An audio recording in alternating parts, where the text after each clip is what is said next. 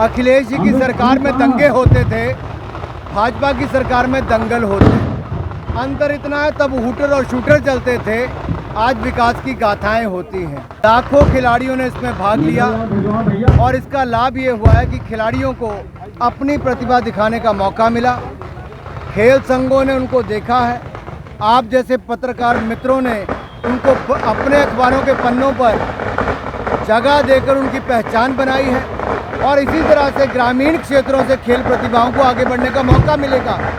और मैंने आज यहाँ पर घोषणा की है कि खेलो इंडिया सेंटर हम जिम्नास्टिक का यहाँ पर देंगे और इसके अलावा इंडोर स्टेडियम जो इसकी लागत करोड़ों रुपए में आती है वो भी यहाँ पर बना कर देंगे। अखिलेश यादव जी कह रहे हैं जिस प्रकार यूपी टीएटी का पेपर एक गोदाम बियर गोदाम के पते पर छापा गया है, वो सबसे बड़ा घोटाला है यूपी सरकार का। अखिलेश जी की सरकार में दंगे होते थे, भाजपा की सरकार में दंगल होते। अंतर इतना है, तब हूटर और शूटर चलते थे, आज विकास की गाथाएं होती हैं। सपा की सरकार, बसपा की सरकार में क्या होता था उत्तर प्रदेश की जनता जानती है। बेटियां सड़कों पर नहीं शाम को निकल पाती थी, आज बेटियां खेल के मैदान पर आकर मेडल जीती हैं। ये बदला उत्तर प्रदेश है। जलियांवाला बाग कांड का जिक्र करते हुए कह रहे हैं कि वहां के किसानों के साथ सामने से गोली मारी गई थी। मैं विपक्ष के सभी नेताओं के सामने और आपके मीडिया के माध्यम से कहना चाहता हूं, याद करिए दिग्विजय सिंह की सरकार, दिग्विजय सिंह की सरकार में गोलियां चली थी, किसानों की हत्या की गई थी। शरद पवार जी के समय गोलियां चली, किसानों की हत्या हुई। कांग्रेस के समय गोलियां चली, किसानों की हत्या हुई।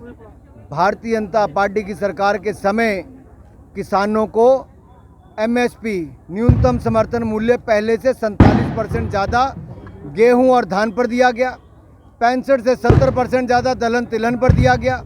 खरीद पहले से दुगनी की गई। किसानों के खाते में पीएम किसान सम्मान निधि से 1,65,000 करोड़ रुपया किसानों को मदद के रूप में डाला गया और किसानों को आगे बढ़ाने के लिए, उनकी आमदन दुगने करने के लिए मोदी सरकार ने हर संभव प्रयास किए। एक भी किसान मेरा भाई ये नहीं कह सकता कि मोदी सरकार में उसकी अनदेखी हुई, क्योंकि हमने किया।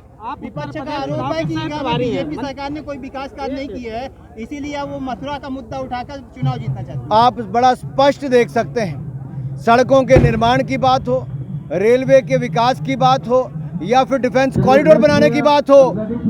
पूर्व में भी डिफेंस मंत्री उत्तर प्रदेश से रहे, लेकिन डिफेंस कॉरिडोर नहीं मिला। मोदी सरकार में राजनाथ सिंह जी ने योगी जी के यहाँ पर डिफेंस कॉरिडोर बनाने का काम भी किया। आप उत्तर प्रदेश चुनाव के सह प्रभारी हैं, चर्चाएं हैं कि परफॉर्मेंस के आधार पर काफी विधायकों के टिकट काटे जाएंगे, तो आपका इस पे क्या कहना है? मीडिया की चर्चा मीडिया में रहती है।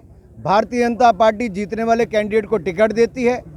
तीनों चुनाव में 14 में 17 में 19 में रिकॉर्ड जीत उत्तर प्रदेश की जनता ने भारतीय जनता पार्टी की करवाई, तो डबल इंजन की सरकार ने उत्तर प्रदेश का चौमुखी विकास करवाया है और 2022 में भी 300 पार भारतीय जनता पार्टी करेगी उत्तर प्रदेश की जनता के आशीर्वाद से।